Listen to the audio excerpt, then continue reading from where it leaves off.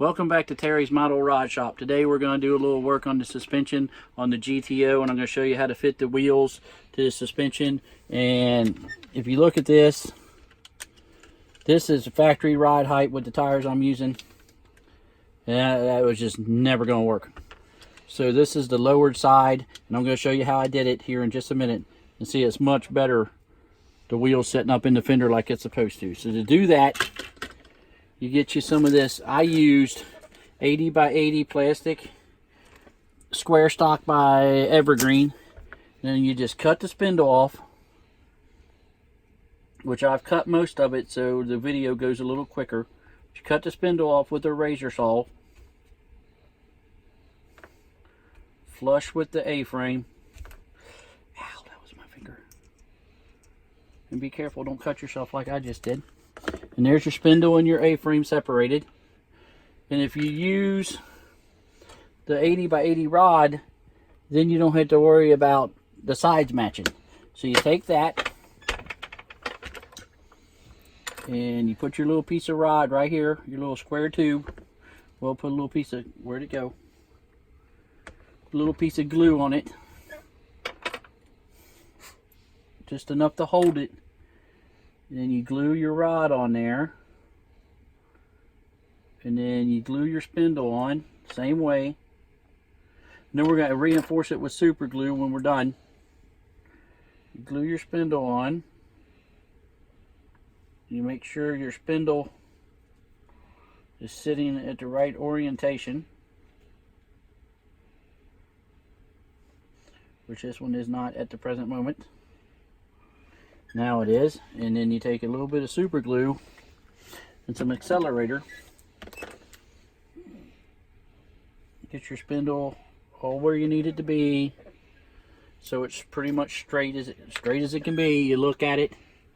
Yeah, that looks pretty good. It looks like it matches the other side. You squirt you some super glue on there. Hit it with some accelerator. And whoops. And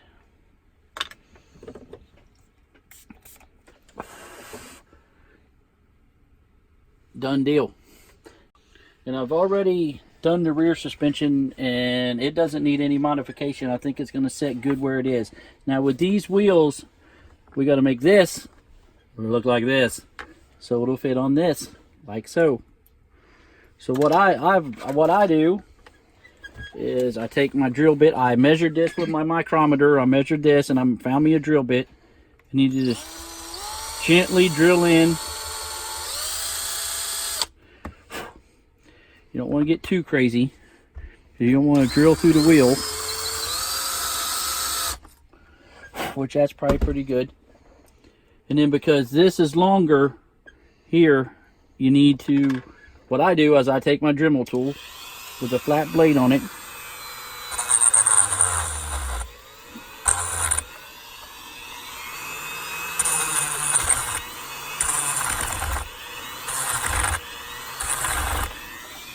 Drill it down, and then where the, you just take this where it melted the plastic a little bit, and then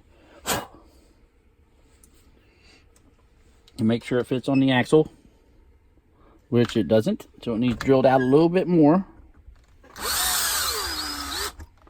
That should be plenty.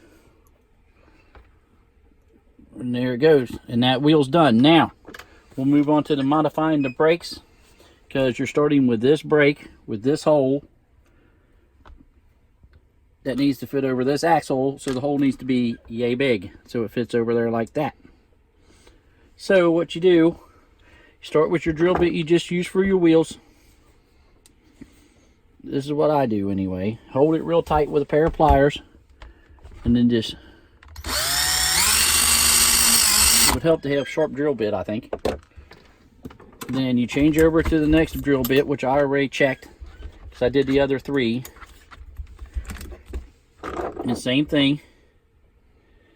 Just grab a hold of it real tight so you don't lose it. And then it'll fit over your wheel. And that's it. Okay, next week we're going to try to fit this big block motor out of the Foose Cadillac, which is a resin copy I made just playing around, trying to see what I could do. It's going to have some B&L resin parts on it, an intake, an oil filter, or oil pan, etc.